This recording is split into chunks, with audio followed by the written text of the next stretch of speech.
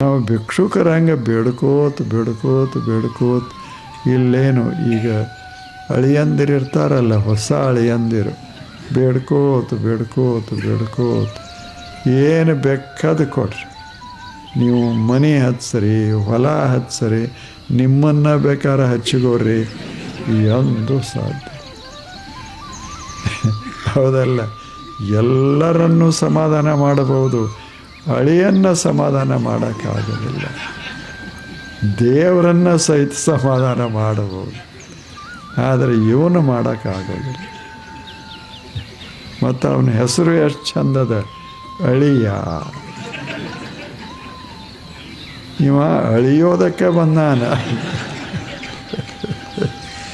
ಎಷ್ಟು ಮಜಾ. ಮತ್ತು ಯಾರ್ಯಾರು ಅಳಿಯರು, ಈ ಕೂತಾರಲ್ಲ ಎಲ್ಲರೂ